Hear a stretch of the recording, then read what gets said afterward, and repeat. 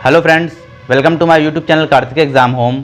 देखिए, जैसा कि आप सभी को पता है कि एसएससी एमटीएस 2022 वाला रिजल्ट का इंतजार आप सभी लोग कर रहे होंगे और वो जो रिजल्ट का जो इंतजार है वो लगभग ख़त्म होने वाला है। आपका रिजल्ट जो है जल्द ही आने वाला है। तो कब तक आपका रिजल्ट आएगा, क्या कहते हैं, क्या उसकी पूरी अपडेट, ऑफिशियल अपडेट क्या है, ये मैं आपको इस वीडियो में बताऊंगा। और जो क्या कहते हैं एसएससी एमटीएस 2022 में कितनी वैकेंसी अपडेट हुई हैं, मतलब कितनी वैकेंसी अब हो गई हैं, कितनी बढ़ के अब हो गई, किस एज के लिए कितनी बढ़ी हैं, किस डिपार्टमेंट में कितनी बढ़ी हैं और क्या कहते हैं किस राज्य में कितनी वैकेंसी बढ़ी है, सारी की सारी आज इस वीडियो में जानेंगे। और ये भी जानेंगे कि अभी जब आपका हाल में रिजल्ट आ जाएगा तो उसका डॉक्यूमेंट वेरिफिकेशन कब होगा। सारी की सारी ऑफिशियल न्यूज़ है, आप इस वीडियो को समझ लीजिए। जो 2022 के एसएससी एमटीएस के कैंडिडेट हैं तो सारे लोग इस वीडियो को जरूर देखें। तो देखिए, आप सभी को जैसे कि पता है एसएससी एमटीएस 2022 एसएससी एमटीएस में दो कहते हैं जब से ये एग्जाम हुआ है तो इसमें दो तरीके से एग्जाम कराया गया, आप सभी को पता है। एक हवलदार की पोस्ट पर और एक कहते हैं एसएससी एमटीएस की पोस्ट पर। हवलदार वाला जो रिजल्ट है वो आ चुका है, रिटर्न एग्जाम का रिटर्न का रिजल्ट आ चुका है और फिजिकल भी इसका कंडक्ट कराया जा चुका है, फिजिकल भी कंडक्ट कराया जा चुका है इसका, ठीक है। अभी इसका तो कहते हैं डीवी के लिए रिजल्ट आएगा और एसएससी एमटीएस का रिटर्न एग्जाम के बाद सीधा डीवी होगा। कहने का मतलब अब जो रिजल्ट आएगा क्या कहते हैं एसएससी एमटीएस का और एसएससी हवलदार का, दोनों का एक साथ रिजल्ट आएगा और क्या कहते हैं दोनों का एक साथ डीवी होगा। तो अब ऑफिशियल न्यूज़ जान लेते हैं कि ऑफिशियल न्यूज़ क्या है। तो देखिए, सबसे पहले आप क्या कहते हैं रिजल्ट डेट के बारे में अभी जानेंगे। पहले देख लेते हैं एज की हमारी वैकेंसी जो है वो कितनी अपडेट होगी, कितनी आपकी रिवाइज हो गई हैं। तो आपका सीधे चलते हैं हम लोग अपनी ऑफिशियल वेबसाइट पर। तो आपकी स्क्रीन पर ऑफिशियल वेबसाइट आ रही होगी, एसएससी एमटीएस की एसएससी की ऑफिशियल वेबसाइट है। इसमें जो कहते हैं 11 अक्टूबर का आप नोटिस देख लीजिए। पहले तो आप देखिए पूरी जानकारी देंगे, पहले वीडियो बने रहिएगा एक एक करके। ये मत कहिएगा कि आज के 16 तारीख हो रही है तो मुझे 11 तारीख का बता रहे हैं। अभी पूरी सारी चीज़ें बताऊंगा, लेकिन अभी ध्यान दीजिए।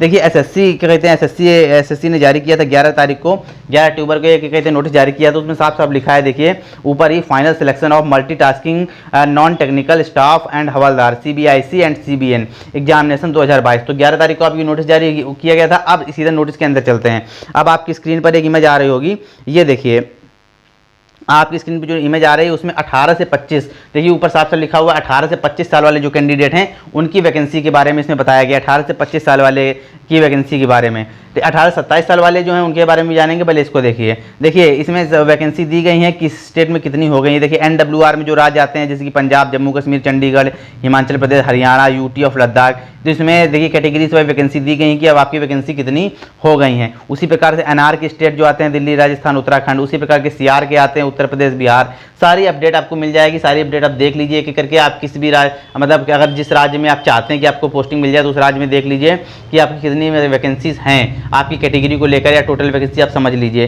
ठीक है। आगे चलते हैं। अभी देखिए इसी में देखिए एनईआर के जो राज्य आते हैं जैसे कि असम हो गया, अरुणाचल प्रदेश हो गया, मणिपुर, नागालैंड, मेघालय, मिजोरम, त्रिपुरा, ठीक है। इसके बाद कहते हैं दूसरे पेज में चलते हैं। आपकी स्क्रीन पर ये दूसरा पेज आ गया होगा, उन्हीं 18 से 25 वालों का ही है। 18 से 25 वालों को ये का ही अभी मैं बता रहा हूँ, तो अभी उन्हीं के ध्यान दीजिए। 18 से 27 वाले जो भी हैं उनको भी अभी मैं बताऊंगा, ठीक है। तो अभी 18 से 25 वाले देखिए क्या कहते हैं, इसमें एमपीआर की वैकेंसी दी गई है मध्य प्रदेश, छत्तीसगढ़ की। जैसे यूआर में, जैसे मध्य प्रदेश में देखिए क्या कहते हैं जनरल कैटेगरी में 109 है, ओबीसी में 81 है, एससी में 21 हैं, एसटी में 23 हैं, ईडब्ल्यूएस में 33 है, टोटल 267 वैकेंसी। उसी प्रकार से हर राज्य का है सबका, जैसे डब्ल्यूआर का हो गया, इसके बाद एसआर के राज्य हो गए जैसे आंध्र प्रदेश, तेलंगाना, तमिलनाडु, फिर केकेआर के राज्य हो गए जैसे कर्नाटक, केरला, लक्षद्वीप वगैरह। अब इसके बाद जो नीचे देखिए लिखा हुआ है vacancies for all the post of multitasking non technical and हवलदार सीबीआईसी और सीबीएन एग्जामिनेशन 2022। देखिए 18 से 25 वालों के जो कैंडिडेट हैं उनकी जो सीबीआईसी और सीबीएन की पोस्टें हैं वो दी गई हैं, मतलब पूरी मतलब एक साथ पोस्टें दे दी गई हैं कि किन किन राज्यों में, मतलब जैसे आप देखिए ऊपर एनडब्ल्यूआर के राज्य में कितनी टोटल वैकेंसीज हैं, एनआर के राज्य में कितनी वैकेंसी टोटल दे दी गई हैं। तो आपको समझ में आ गया होगा कि 18 से 25 वाले। अभी मैं एक सेकंड के लिए इमेज हटा दे रहा हूँ, एक साइड में लगा दे रहा हूँ, आप उधर इमेज लगी होगी, आप इधर समझिए। देखिए 18 से जो 25 वाले हैं, 18 से जो 25 वाले हैं उनकी टोटल वैकेंसी कितनी हो गई है, टोटल वैकेंसी हो गई है 8519 वैकेंसी हो गई है, ठीक है। कैटेगरीज वाइज भी मैं क्या बांटूं आपको स्क्रीन पर तो दिख ही रहा होगा, ठीक है। जैसे कि आपको जनरल कैटेगरी में 3766 है, 3766 राइटिंग में मत जाइएगा। ओबीसी में है, ओबीसी में कितनी है, ये जनरल में है, ठीक है, इसको यूआर बोलते हैं, अनरिजर्व्ड, ठीक है, साफ साफ लिख दे रहा हूँ मैं यूआर। ओबीसी में कितनी है, ओबीसी में है 2283 वैकेंसी है ओबीसी में। एससी में है 900, एससी में 962 है, एसटी में 604 है, एससी में है 900 62, ST में है 604 और EWS में कितनी है, EWS में कितनी है, EWS में है 904 वैकेंसी। ठीक है, तो आप क्या कहते हैं, ये आपकी पूरी कैटेगरी वाइज वैकेंसी 18 से 25 साल वालों के लिए। अब हम लोग चलते हैं जो 25 साल के ऊपर वाले कैंडिडेट हैं, कहने का मतलब जो जब फॉर्म आया था तब जो 25 साल की एज निकल चुकी थी, जो 25 साल से 27 साल के बीच में थे, अब उनकी वैकेंसी जान लीजिए। ठीक है, जो 25 से 27 साल के बीच में थे, देखिए आपकी स्क्रीन पर आ गया होगा इधर। ठीक है, इसमें लिखा हुआ है, इसमें साफ साफ लिखा हुआ है final vacancies for the post of multitasking staff and havaldar CBIC CBN examination 2022 age 18 से 27। देखिए इसमें भी उसी प्रकार से वैकेंसी दी गई हैं। NWR में कितनी वैकेंसीज हैं, NWR के जो राज्य जो कहते हैं राज्य हैं उसमें कितनी वैकेंसीज हैं, NR के जो राज्य हैं जैसे दिल्ली, राजस्थान, उत्तराखंड, उसमें कितनी वैकेंसीज हैं, ऐसे CR के राज्य हो गए, ER के राज्य हो गए, NER के राज्य हो गए, MPR के राज्य हो गए। अब MPR का मतलब होता है मध्य प्रदेश, छत्तीसगढ़। इसी प्रकार से दूसरा पेज भी है इसी का 18-27 वालों का। ठीक है ना, 18-27 का मतलब ये नहीं है कि अभी मैं समझाऊंगा पूरी बात, पहले इसको देख लीजिए। ठीक है, WR के जो राज्य हो गए, इसमें 200 WR के राज्य में से महाराष्ट्र में 155 वैकेंसी हैं 27 साल वालों के लिए। ठीक है, और क्या कहते हैं गुजरात वालों के लिए 32 वैकेंसी हैं, गोवा के लिए 49 हैं, दमन दीव के लिए 7 वैकेंसी, जैसे 243 वैकेंसी ऐसे KKR SR के लिए वैकेंसी दी गई है, KKR के लिए वैकेंसी दी गई हैं, और टोटल नंबर ऑफ वैकेंसी भी नीचे दी गई हैं। Vacancies for the post of multitasking non technical and havaldar CBIC CBN examination 2022।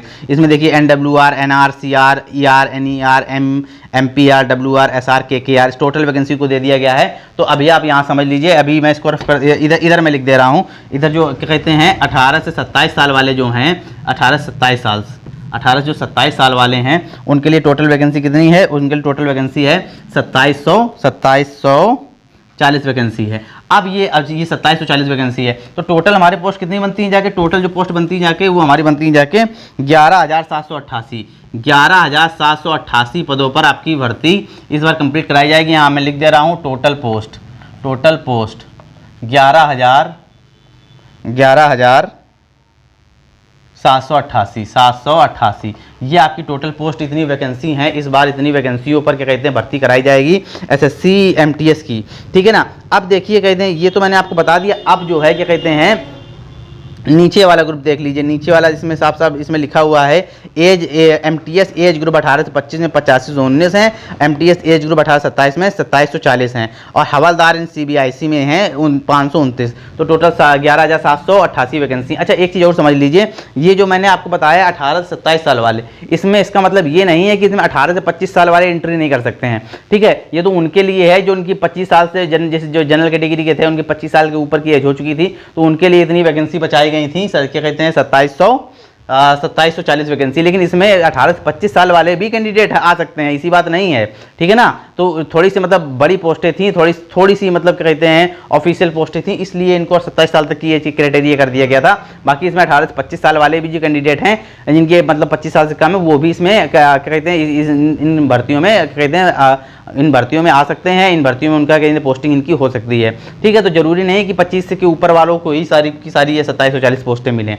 तो ये क्या कहते हैं, ये तो देखिए आपका क्राइटेरिया था जो कि आपकी भर्तियों की क्राइटेरिया था कि कितनी भर्ती किस किस राज्य में क्या क्या अपडेट होके आई हैं। अच्छा आप रिजल्ट की बात कर लेते हैं, जो मेन बात है रिजल्ट की। तो रिजल्ट देखिए, जैसे अब मैं आपको क्लियरिटी बता दे रहा हूँ, आज 16 तारीख है, तो आज से 18 परसों के बीच में 16 से 18 अक्टूबर के बीच में आज कल परसों कभी भी आपका रिजल्ट आ सकता है, कितने भी समय आपका रिजल्ट जारी हो सकता है। ठीक है ना, और ये बिल्कुल श्योर है आपका रिजल्ट आना ही आना है, आज कल या परसों के अंदर में आपका रिजल्ट आना ही आना है, क्योंकि SSC भी SSC ने भी कई नोटिस जारी किए हैं रिजल्ट को लेकर।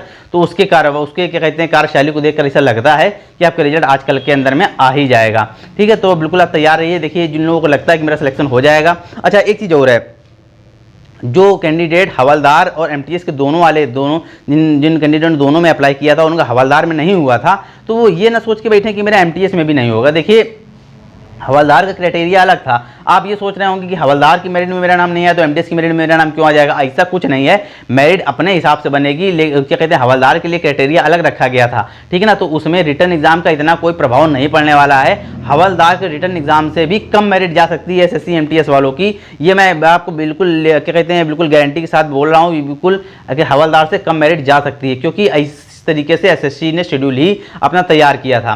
तो बिल्कुल जो लोग ये हार के बैठे हैं कि मेरा इसमें हवलदार में नहीं हुआ तो मेरा एसएससी एमटीएस में भी रिजल्ट का नहीं आएगा, रिटर्न में नहीं आएगा, तो बिल्कुल अपना जब रिजल्ट आए तो अपना जरूर देखें, हो सकता है आपका नाम उसमें हो, क्योंकि एसएससी ने इस तरीके से ही अपना शेड्यूल जारी किया था कि वो दोनों को ही मौका दे सके। ऐसा नहीं है जिसे मान लीजिए किसी के अच्छे नंबर है तो हवलदार एमटीएस दोनों में सेलेक्ट होगा, ठीक है, तो एक अपने आप पोस्ट खा जाएगा किसी न किसी की, ठीक है ना। तो इस तरीके से आप ये भरोसा रखिएगा कि अगर आपका उसमें नहीं हुआ है हवलदार में तो एमटीएस में आपका हो सकता है, ये श्योर है। अच्छा, एक चीज़ मैं और बता दूं, अगर आपका कहते हैं आपको लगता है कि आपका जो क्या कहते हैं रिटर्न एग्जाम क्लियर हो जाएगा और क्या कहते हैं अभी आपका डीवी के लिए आपको बुलाया जाएगा, तो मैं आपको डीवी के लिए बता दूं कि आज 16 तारीख है, 16 अक्टूबर और 16 नवंबर के आसपास आपकी डीवी कंप्लीट करा दी जाएगी। ये भी आप समझ लीजिए, डॉक्यूमेंट वेरिफिकेशन जो है वो 16 नवंबर के आसपास आपका कंप्लीट करा दिया जाएगा। इसके बाद एसएससी, क्योंकि एसएससी के पास टाइम इतना है नहीं, एसएससी एमटीएस का 2023 वाला भी एसएससी को रिजल्ट जारी करना है, हवलदार वाला पहले, इसी जैसे 2022 में रिजल्ट जारी हुए ना, पहले हवलदार का रिटर्न एग्जाम का रिजल्ट जारी हुआ, फिर उसका फिजिकल कराया गया, फिर दोनों का रिजल्ट अभी जारी हो रहा है, ठीक है। ऐसा 2023 वालों का भी उनको कराना है तो वो भी पेंडिंग में है, उसका भी नवंबर के लास्ट तक रिजल्ट आ सकता है। तो एसएससी के पास क्या कहते हैं इस भर्ती को लेकर बहुत दबाव है, क्योंकि भर्ती थोड़ी सी लेट भी हो चुकी है। एसएससी एमटीएस की भर्ती इतनी लेट होती नहीं है वैसे, तो इस बार थोड़ा सा दिक्कत जरूर आई एसएससी को, क्योंकि उसने नए तरीके से एग्जाम कराया है, नए शेड्यूल के तहत एग्जाम कराया है। तो जल्दी से जल्दी आपका ये अगर एसएससी डिपार्टमेंट है वो जल्दी से जल्दी इसको भर्ती को पूरी कराने की कोशिश करेगा। तो आप ये मान के चलिए कि आजकल में आपका रिजल्ट आ जाएगा और अगले महीने के बीच में ही, अगले महीने के दूसरे तीसरे सप्ताह में आपका डॉक्यूमेंट वेरिफिकेशन भी कंप्लीट करा दिया जाएगा, ठीक है ना। तो सारी चीज़ें मैंने इस वीडियो में आपको बता दी हैं एसएससी एमटीएस की जानकारी को लेकर।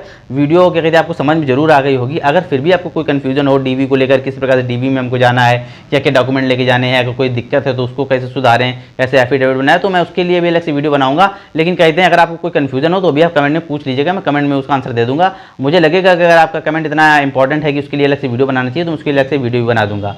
फिलहाल आज की वीडियो में मुझे इतना ही बताना था। जाहिर सी बात है आपको जानकारी बहुत समझ में आ गई होगी और अच्छी भी लगी होगी। तो वीडियो देखने के लिए बहुत बहुत धन्यवाद। अगर क्या कहते हैं अभी अपने चैनल को मेरे सब्सक्राइब नहीं किया है तो सब्सक्राइब जरूर कर लीजिए और वीडियो अच्छा लगा हो तो वीडियो को लाइक भी कर दीजिए।